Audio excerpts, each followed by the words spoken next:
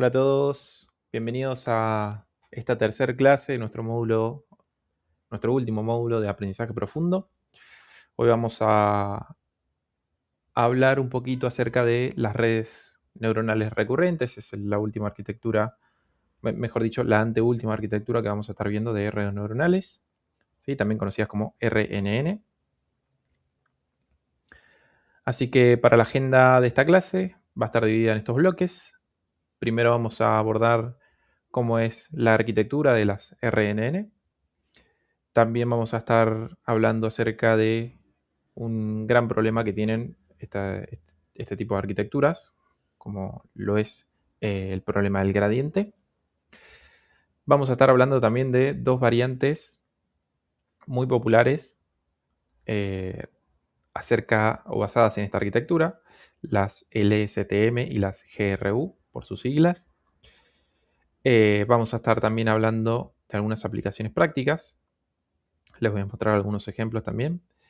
Y por último vamos a abordar algunas limitaciones que nos encontramos a la hora de trabajar con este tipo de arquitecturas. Bien, y comenzando con el primer bloque, ¿por qué necesitamos o por qué cambiaríamos el paradigma de lo que veníamos usando, ¿no?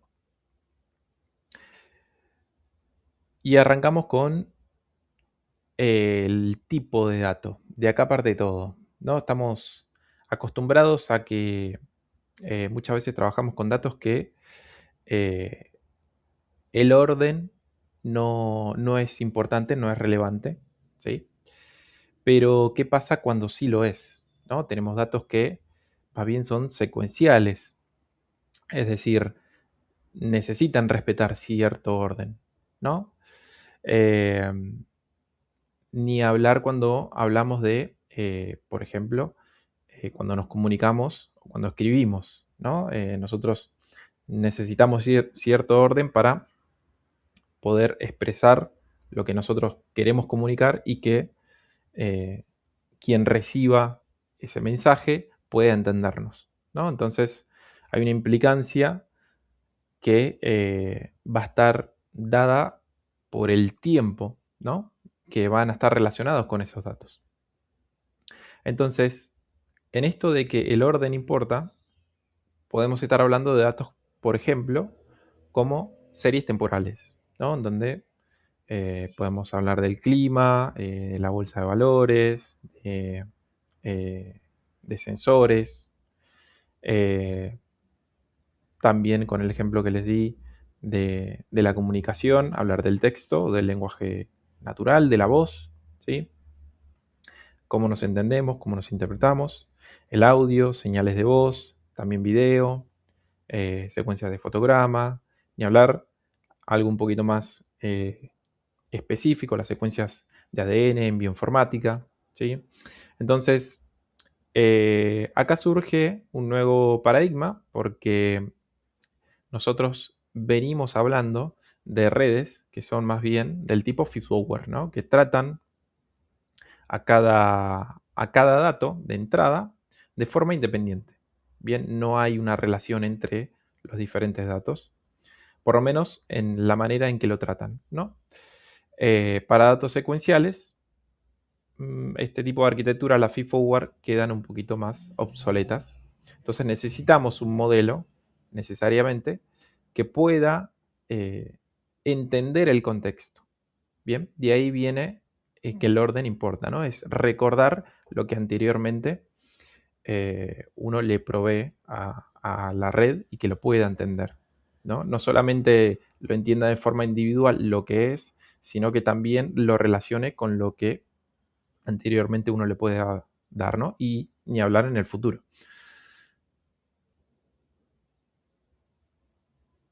Entonces, ¿qué es una red recurrente? Bueno, acá nacen las redes recurrentes. En la pantalla tenemos un grafiquito de una red neuronal, como lo veníamos eh, viendo en los ejemplos anteriores. Esto bien clásico, donde tenemos tres capas.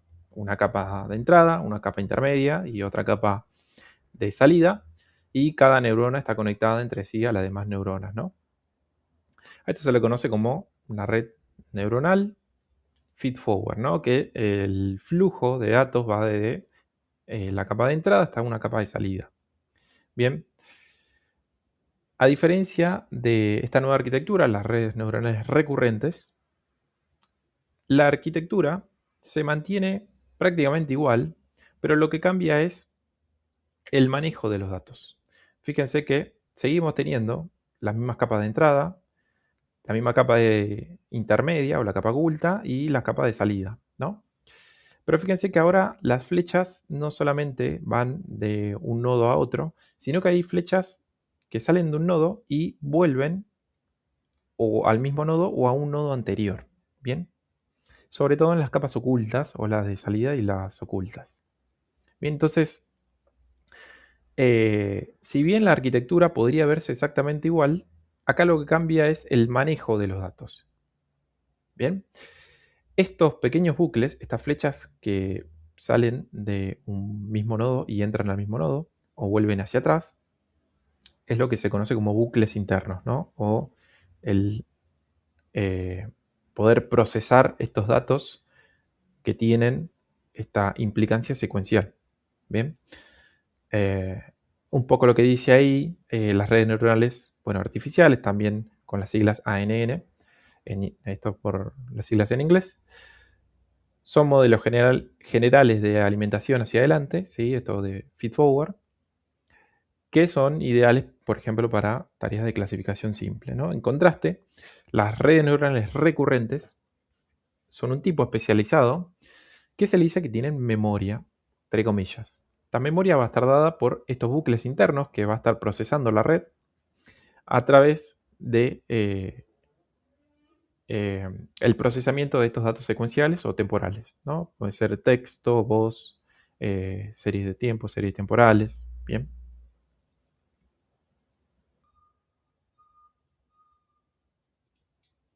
Bien, y acá tenemos un gráfico que nos va a servir para entender cómo funciona el bucle que acabamos de nombrar.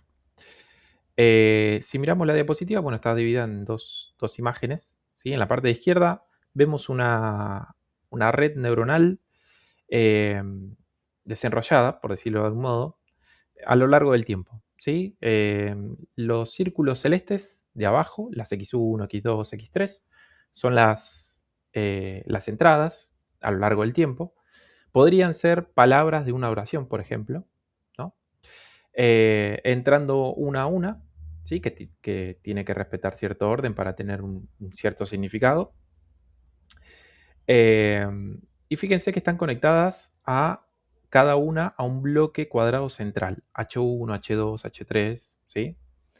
Esta recibe la nueva palabra de abajo, pero al mismo tiempo también recibe como una flecha horizontal, fíjense, del bloque anterior, ¿sí? Esa flecha eh, horizontal es la que se conoce como estado oculto, ¿sí? O hidden state también, o state hidden, si no lo estoy nombrando mal.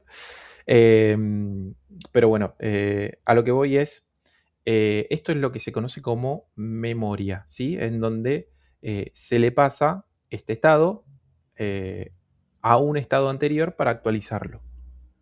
Bien, y fíjense que arriba tenemos los círculos verdes, que son las predicciones Y1, Y2, Y3, ¿sí? Hasta la Y sub n. Son todas las predicciones que va haciendo la red para que pueda predecir en cada paso. Bien. A la derecha es como si hiciéramos zoom en una de esas, en uno de esos rectángulos H1, H2 o H3. ¿Sí? Sería el comportamiento de el estado. Bien. Por lo menos el simple, el básico que vamos a estar viendo. Fíjense que acá tenemos, bueno, la palabra actual que está procesando sería lo que es xt o x sub t. Entra por abajo y la flecha de la memoria vieja entra por la izquierda. Bien, acá no está está escrita, pero esa flecha que no tiene ningún símbolo indicado, vendría a ser como el estado anterior. En este caso sería h de t-1. Bien. Esas dos flechas se conectan, fíjense, que se juntan en un cuadrado amarillo que indica tangente hiperbólica. Bien, esta es la famosa función de activación, ¿sí? Es la que habíamos visto también anteriormente, o por lo menos una de las que vimos anteriormente, en las clases pasadas cuando veíamos bien lo que era el perceptrón. Bien, pero es la misma función de activación, en este caso la tangente hiperbólica, que va a estar conectando tanto la palabra de entrada, ¿sí? En este caso x de t, con el estado anterior. Bien, y aplica esa función de activación. Ahora, después de esta mezcla, la ruta se divide en dos. Saca una copia arriba, ¿sí? De lo que es h de t, como la predicción actual, y también va a mandar una predicción más hacia la derecha, que es la predicción que vendría a ser y, en este caso, de t. No tenemos un subíndice, pero podría ser de la primera parte, que y sub 1, ¿no? Entonces, digamos que siempre que va a haber un nuevo dato de entrada, va a estar revisando su estado anterior. Eso se mezcla, ¿sí? Se combina, mejor dicho, a través de esta función de activación y se guarda en un nuevo estado, HDT. Y eso a su vez larga una predicción que vendría a ser YDT en este caso, ¿sí? Y así en cada instante de tiempo. Bien, obviamente si es la primera palabra no tiene estado anterior, por lo tanto no habría implicancia en lo que sería un H anterior, ¿sí? Ese H estaría vacío. Por lo menos para la primera palabra. Ya luego sí se tiene que ir guardando el estado o los estados anteriores para ir haciendo esta combinación. Bien, lógicamente es esto.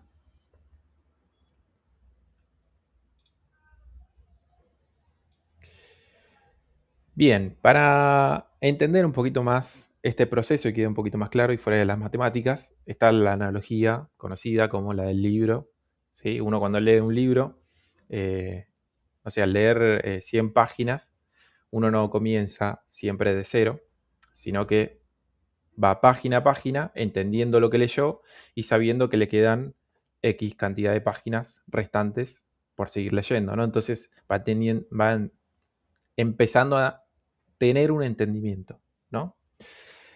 Básicamente las RNN simulan este comportamiento en 3 pasos, ¿sí? Por lo menos 3 pasos matemáticos, ¿sí? Porque incluso acá los nombramos. Tenemos las entradas, que van a ser x de t, dado el tiempo, que podría ser la palabra actual. Después tenemos el segundo paso, que es la actualización de esa memoria, el estado, ¿sí? El h de t. Podría ser el resumen de lo leído. Y después tenemos la salida, y de t, ¿sí? La siguiente palabra más probable, ¿no? Lo que podríamos llegar a leer sin saber, ¿no? Y así es como este tipo de redes va iterando a lo largo de estos 3 pasos para ir aprendiendo a través de una secuencia temporal. Por ejemplo, con palabras, ¿no?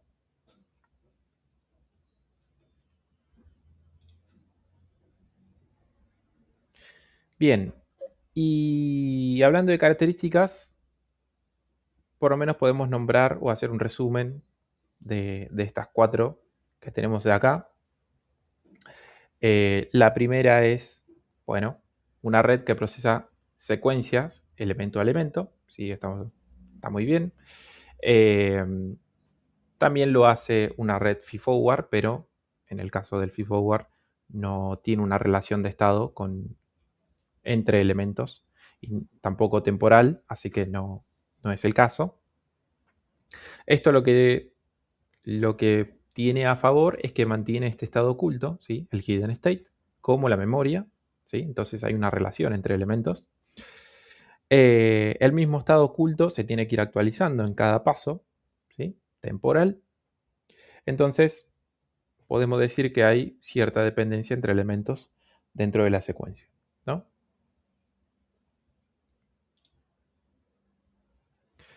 Fíjense, acá tenemos un pequeño GIF que nos puede ayudar también a entender cómo es que va iterando o aprendiendo una red neuronal recurrente. Esta RNN recibe una entrada, actualiza la memoria y va avanzando, ¿no? Fíjense que es una oración que está sacada de un ejemplo de Don Quijote, si no mal recuerdo, en un lugar de la Mancha de Cuyo, ¿sí? Pero fíjense que recibe una entrada, en este caso una palabra en el primer cuadrado, guarda ese estado, h de 0, h sub 0, y pasa a la siguiente palabra, ¿no? La siguiente palabra, lo mismo, se guarda en un estado h1, pero tiene que recordar, bien, h0. Y así es como va iterando hasta completar la oración o el texto que se le envíe a la red. Bien.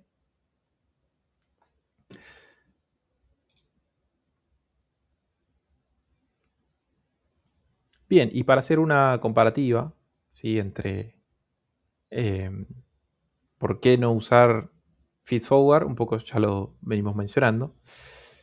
En este caso dice, bueno, las entradas de tamaño fijo, ¿sí? Contra la solución que ofrecen las RNN, que acepta secuencia de cualquier longitud, ¿sí? Es decir, cuando hablamos de texto, yo podría mandarle una palabra, un carácter, un párrafo, un libro entero, ¿sí? Esto, las RNN podrían ser entrenadas y podrían interpretar ese texto, independiente de la longitud que yo le esté mandando de texto. En cambio, la feedforward, bueno, tiene esta limitancia de que me va a tomar esa entrada y me la va a limitar a un cierto tamaño, ¿sí? Si yo le mando diferentes tamaños, no va a poder aprender de la mejor manera como si lo hacen las RNN. Esto porque no tienen una dependencia, ¿sí? No logran capturar, mejor dicho, esa dependencia temporal, que es el contexto, basado en ese estado oculto. Esto sí lo ofrece las RNN. Bien. Hay algo a mencionar que, bueno, son los parámetros entre posiciones. Dice que no comparten los parámetros. Cada entrada tiene su parámetro en particular. Acá son los mismos parámetros. Es decir, cuando me refiero a parámetros me refiero a los pesos. Bien, esas W, que lo habíamos visto con esa notación, se mantienen los mismos pesos a lo largo de toda la red. Por más que yo le mando un texto muy grande, muy chico, para cada entrada es exactamente el mismo peso. Ese peso se va a ir actualizando, ¿no? Pero tienen a priori el mismo peso. Entonces, al tener el mismo peso, es el parámetro que comparten todas las entradas. Bien, esto no sucede en los feedforward. Cada entrada tiene su peso en particular. Bueno, a raíz de esto tendríamos un crecimiento del número de parámetros dependiendo de la secuencia. Acá, como todos los parámetros son compartidos, es mucho más eficiente la solución de RNN.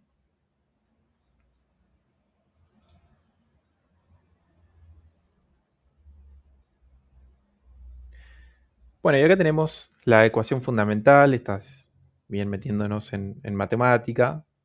Se va a complejizar un poquito cuando veamos las otras soluciones, pero lo importante es saber que hay una base fundamental algebraica que es importante remarcarla para por lo menos entender qué es lo que está sucediendo, ¿no?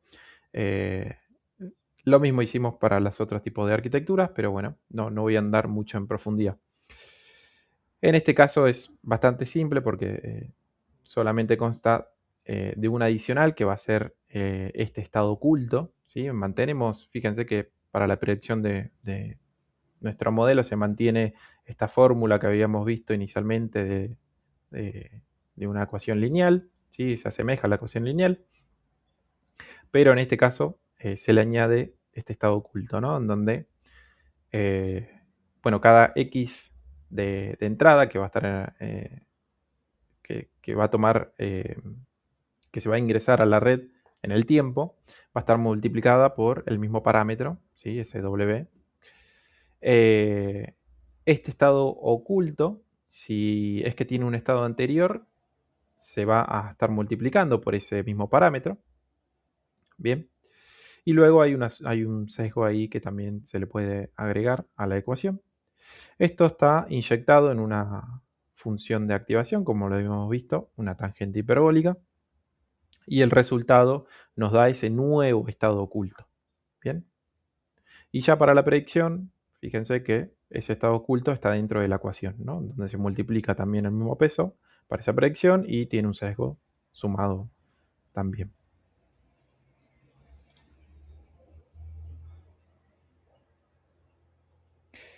Bien, hay tipos de arquitecturas cuando hablamos de redes neuronales recurrentes, ¿sí? Son patrones que agrupan entradas con las salidas. Bien. El primero se la suele denominar uno en uno, ¿sí? One to one. En este podría ser el ejemplo de clasificación clásica, ¿no? Es la red neuronal estándar sin recurrencia. O sea, tenemos un solo input y un solo output. Después tenemos las one to many o las uno a muchos, ¿sí? Este puede ser una generación de secuencias, como dice ahí. En este caso tenemos un único input, pero digamos que forzamos a la red a que prediga una secuencia temporal, ¿no? De outputs cíclicos. No sé, ejemplos podrían ser cuando le pasas una imagen a una red de este estilo y que te empieza a generar variantes de esa misma imagen, ¿no? ¿Qué más? Después tenemos de muchos a uno, ¿sí? Este podría ser, no sé, un resumen, una clasificación, ¿sí? Clasificación de sentimientos, por ejemplo. Sí, en este caso, la red consumiría una secuencia larga, pero lo único que nos importa es un solo vector de salida, ¿no? Un vector final de salida, nada más. No sé, después tenemos la otra arquitectura de muchos a muchos. ¿Sí? Esto se suele utilizar mucho en lo que es la traducción automática. Acá entra también redes como encoder, decoder, ¿sí? Se ingresa una secuencia completa, la red la va dirigiendo y cuando termina de leer empieza a enviar otra secuencia. Y por último tenemos la que son de sec to sec, bien sincrónico, en este caso, que se suele utilizar en ejemplos como el etiquetado, ¿no? Entonces, donde tenemos la entrada como las salidas son secuenciales, tienen que estar sincrónicas en cada paso, ¿sí? En este caso también puede ser en ejemplos de reconocimiento de entidades, ¿no? Cuando queremos clasificar palabras, se suele utilizar mucho en este tipo de arquitecturas o de patrones. También en los fotogramas de video lo he visto.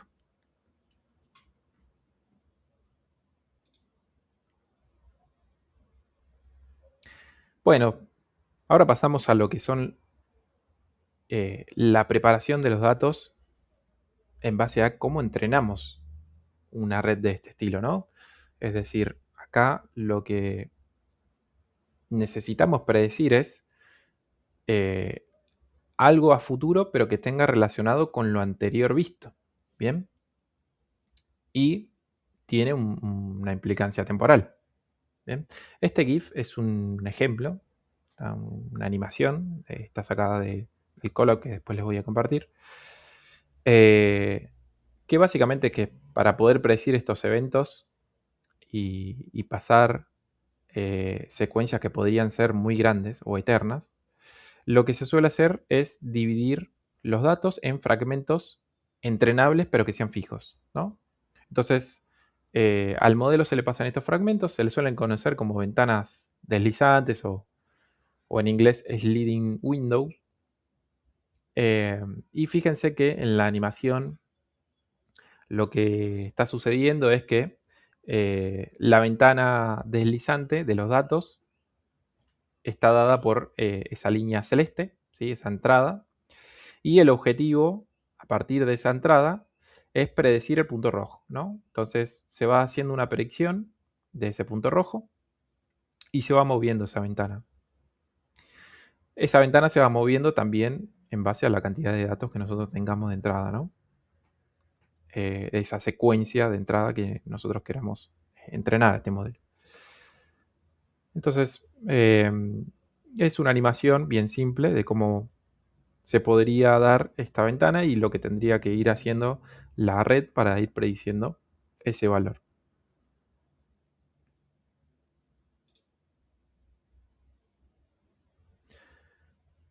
Bueno, después lo van a ver en el Colab, pero este es un ejemplo de cómo poder aplicar una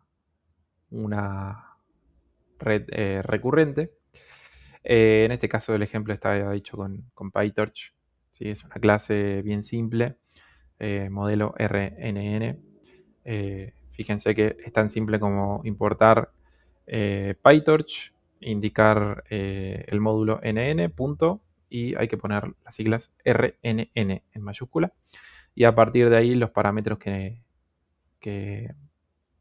uno le puede pasar a la red para construirla, ¿no? El tamaño de entrada, el número de, de capas que va a tener, las capas ocultas y demás parámetros que suele tener.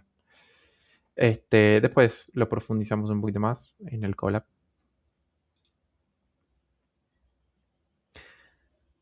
Ahora bien, si bien estas redes recurrentes son muy buenas para datos secuenciales, ¿sí? Tienen un gran problema, ¿sí? Que está muy relacionado con lo que es el gradiente. Bien, en realidad dos grandes problemas. Uno de ellos es el vanishing gradient y el otro es el exploding gradient. ¿Sí? Están escritos en inglés, si uno lo busca lo va a encontrar con estas palabras. Pero básicamente el primero trata del desvanecimiento del gradiente y el segundo es la explotación del gradiente o el gradiente explosivo, como lo quieren interpretar. Pero básicamente, para entender qué es lo que sucede, es cuando la red intenta aprender, ¿no? Recordemos que cuando estábamos viendo la parte de redes neuronales, el concepto básico del aprendizaje lo vimos a través del algoritmo backpropagation, ¿no?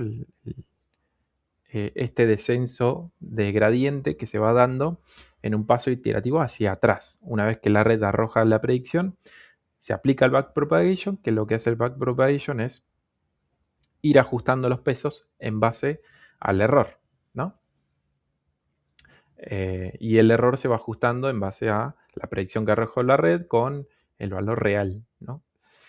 Entonces, ese paso iterativo que se va haciendo hacia atrás, una vez que la red arroja la primera predicción, eso tiene que ir hacia atrás para ir ajustando cada peso. Bueno, acá para ajustar y corregir es cuando empieza a equivocarse, ¿sí? O a surgir problemas con la red cuando necesita hacerlo en neuronas anteriores, sobre todo cuando la red es demasiado grande, ¿bien? O cuando estamos trabajando con secuencias muy, muy grandes, ¿bien? Entonces, en esta corrección que va a ir haciendo el descenso de gradiente, porque se sigue utilizando el mismo algoritmo, si en esta corrección ese gradiente que viaja hacia atrás es un número muy, muy pequeño, ¿sí? Lo que sucede es, a medida que se va a ir multiplicando y actualizando, el resultado puede volverse eh, prácticamente nulo, cero o muy cercano a cero, que casi no tenga implicancia en en lo que es el cálculo matemático en sí. Entonces, termina siendo un dato, ¿sí? Que pierde sentido en lo que es la memoria de esta red. Por lo cual, cuando el gradiente es demasiado pequeño, anula ciertas operaciones matemáticas, que es lo que se dice que el gradiente desaparece, ¿sí? Es decir, no infiere en lo que es el procesamiento de la red. Entonces, lo que suele pasar es que la red se olvida de esa palabra que aprendió anteriormente. Bien, y ahí es donde empieza a surgir el error. Por el contrario, ¿qué pasa cuando si el gradiente es muy grande? ¿Sí? Se empieza a multiplicar y empieza a generar un número absurdamente grande que termina haciendo lo que se conoce como gradiente explosivo o exploding gradient. Y acá empieza a colapsar la- la matemática de la tarjeta de video y te termina destruyendo todo el entrenamiento, ¿no? Entonces tenemos esos dos extremos. Cuando el gradiente es muy pequeño, ocurre el desvanecimiento de ese gradiente, es decir, no infiere, desaparece, la red olvida lo que aprendió. Cuando el gradiente es muy, muy grande, ese número se vuelve muy grande y es muy difícil de procesar. Tan difícil que computacionalmente es imposible, ¿no? Y empieza incluso a fallar ya antes de que la red pueda llegar a aprender algo. Bien, la consecuencia de esto es o no tenés ninguna red entrenada o la red empieza a olvidar esas dependencias a largo plazo, ¿no? ¿Hay soluciones para esto? Sí las hay. Acá vamos a ver concretamente dos. Una es una arquitectura llamada o con las siglas LSTM, ahora vamos a ver a continuación, y la otra es GRU. Pero antes, veamos esta visualización para entender cuando ocurre este desvanecimiento. ¿Sí? También está en el Colab. Y para que no solamente quede en la abstracción matemática, si vemos la animación, la imagen es que la red va procesando una secuencia, en este caso creo que son 12 pasos, ¿sí? Son 12 pasos. Y al finalizar culmina con una predicción que, que no es la que debería. Pero lo importante de acá es que ustedes si miran en la parte superior van a ver que se dispara el mecanismo de lo que es del backpropagation, ¿sí? La representación de las flechas y las celdas iluminadas en amarillo y naranja. Y su objetivo es como el recordar, ¿no? El poder viajar al pasado y encontrar lo que anteriormente entrenó para ir corrigiendo esos pesos o palabras iniciales, ¿no? Sin embargo, si se fijan, gráficamente que a medida que la flecha va retrocediendo hacia la izquierda, hacia de H11, H10, H9, ¿sí? El color de cada rectángulo se va desvaneciendo, ¿no? Hasta volverse gris. Esa es la representación gráfica y muy simple del desvanecimiento del gradiente, ¿no? Cuando se multiplica una celda o una cadena de todas las derivadas menores a 1, ¿sí? Lo que se fuerza es a una corrección que le llega a la primera palabra, que matemáticamente termina siendo nula. Bien. Y para la red es algo que ya no implica absolutamente nada. Es decir, es una palabra que probablemente en lo que eran las entradas X11, X10, X9, X8, así sucesivamente, se volvieron todas nulas. Por lo tanto, no las va a estar utilizando la red en una siguiente iteración. Por lo tanto, las olvido.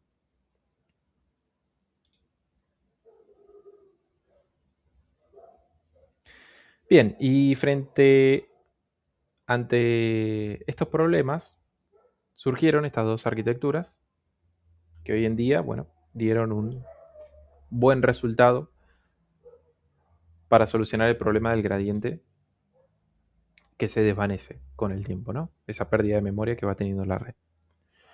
Bien, la primera se llama Long Short Term Memory, ¿sí?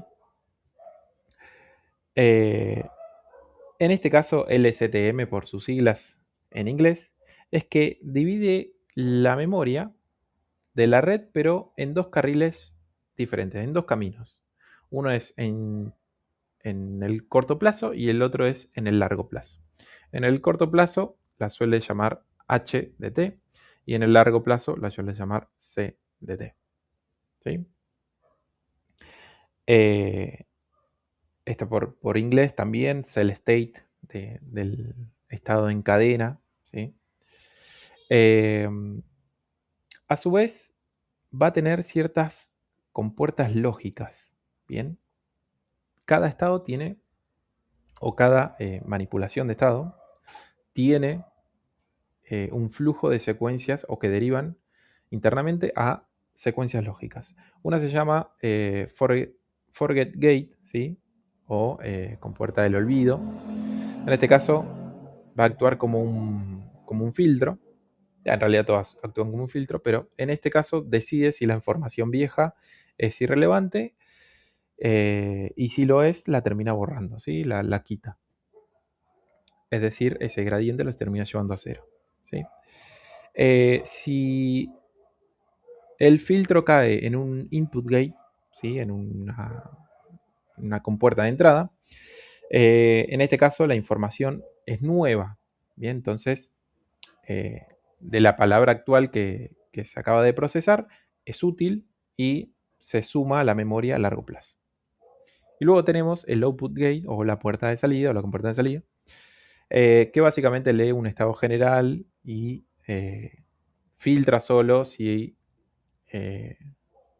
solo lo más esencial en ese instante, en ese momento que se está evaluando la palabra, y la utiliza como salida final del paso. Ahora lo vamos a ver un poquito más en detalle. ¿Sí? Esta es lo que ocurre en el estado utilizando la arquitectura LSTM. Fíjense cómo es la memoria, en donde están estos tres filtros, ¿no? El forget gate, el input gate y el output gate. Y cada una con sus conexiones y con sus compuertas lógicas. Bien. No voy a entrar tanto en detalle, pero lo importante son estas tres columnas que indican el manejo de esta memoria, o a corto plazo o a largo plazo, y cómo va filtrando, ¿no? La información.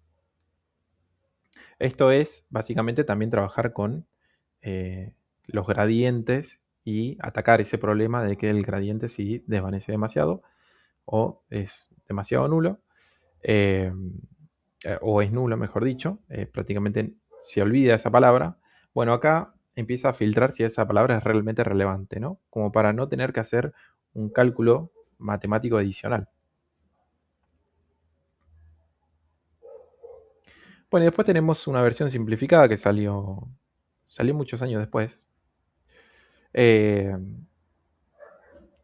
que básicamente es GRU por sus siglas de Gate Recurrent Unit, ¿sí?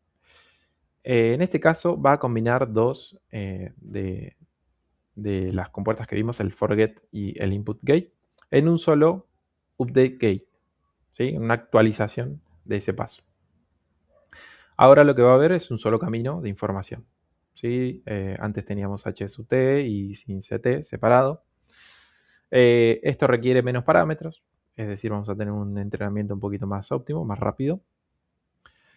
Y en muchas tareas es bastante comparable el rendimiento a el tradicional LSTM.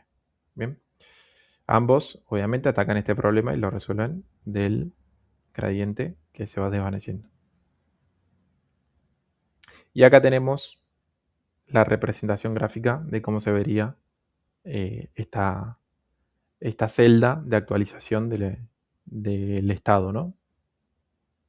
Se reduce un poquito más que la anterior, pero mantiene esta lógica de ir aplicando filtros para obtener un resultado más óptimo.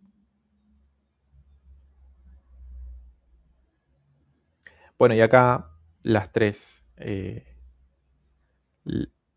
maneras que, dependiendo de la arquitectura que uno elija, es como se van actualizando los estados en una red neuronal recurrente. La manera clásica, ¿no? La primera que vimos, bastante simple. La del STM, un poco más compleja, con el forget, el input y el output gate.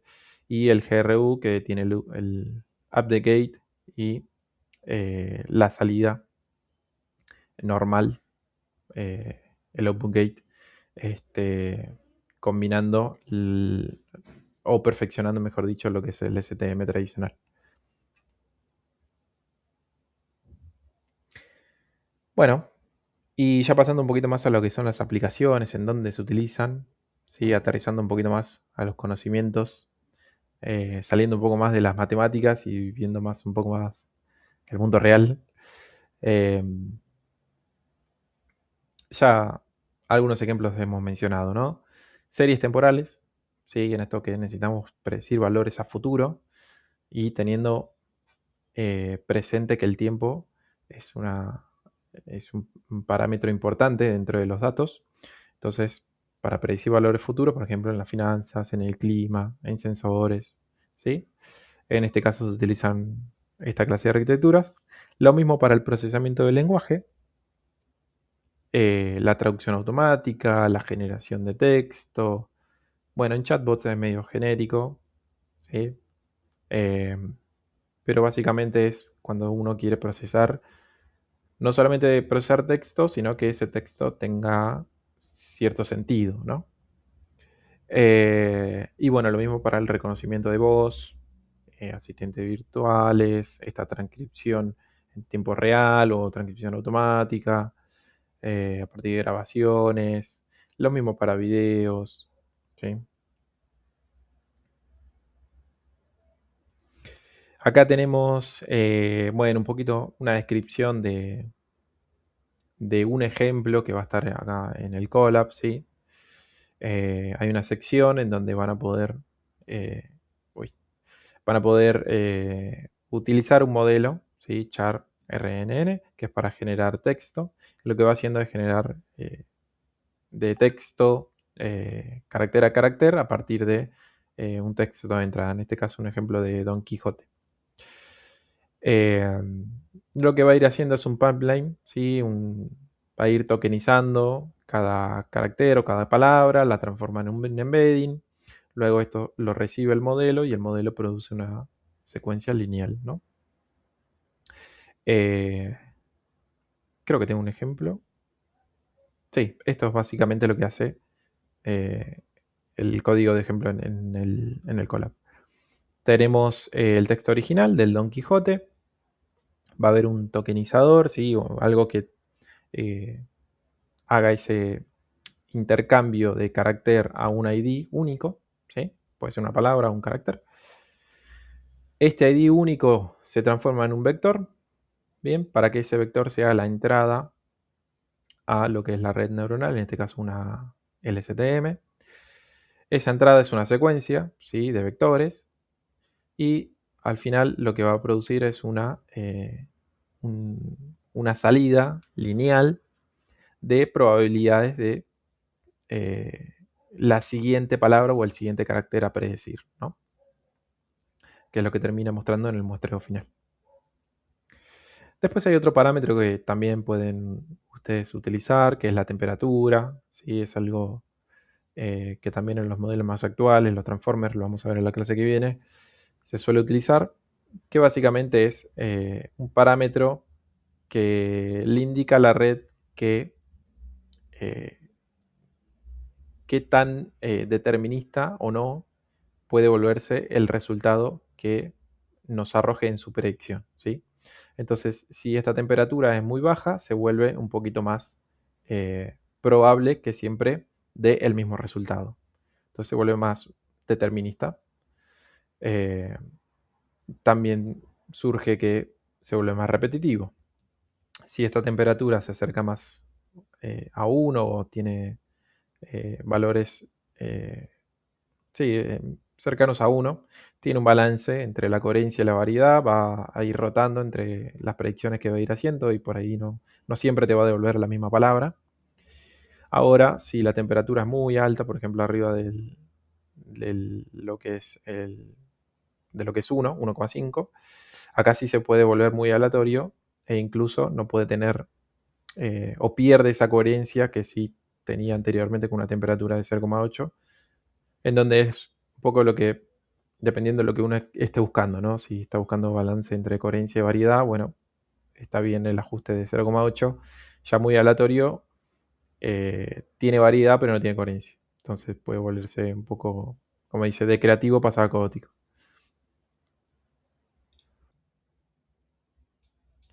Bueno, y ya para finalizar, hablar un poquito sobre las limitaciones que tienen estas arquitecturas, las RNN, ¿sí? Si bien tienen una gran capacidad para lo que es el recuerdo, tener una memoria, basarse en un contexto, lo que hoy día esta arquitectura quedó atrás, ¿sí? Justamente porque su nombre un poco lo dice, ¿sí? Que es recurrente, ¿no?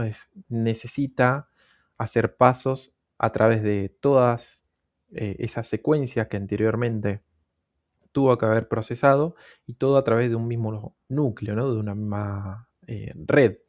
Entonces, aunque no hablamos mucho de lo que es el costo computacional, para calcular un tensor, por ejemplo, eh, de un tensor, no sé, supónganse del número 200,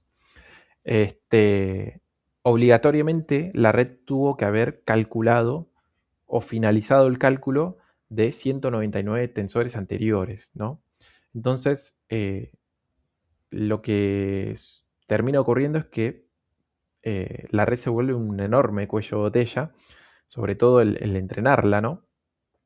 Eh, que imposibilita un poco a priori lo que es poder suministrarle grandes cantidades de información, sobre todo porque requiere mucho cómputo para poder procesarlo.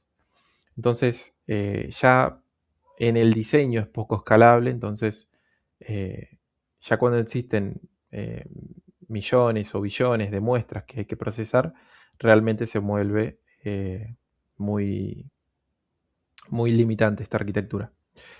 Pero bueno, por suerte la tecnología fue actualizando e incluso los mismos ingenieros o la misma comunidad se ha ido eh, agrandando y adaptando al paso del tiempo y digamos recientemente, entre comillas, en el año 2017 surgieron las nuevas arquitecturas que hoy en día están predominando muchísimo, que son los transformers, ¿sí? Acá es donde eh, ingresa un nuevo mecanismo de poder aprender en base a un contexto, que es el mecanismo de atención. Es muy interesante, lo vamos a ver en la clase que viene, eh, pero hoy día ya se utilizan más transformers, ¿sí? Las redes recurrentes ya no tanto.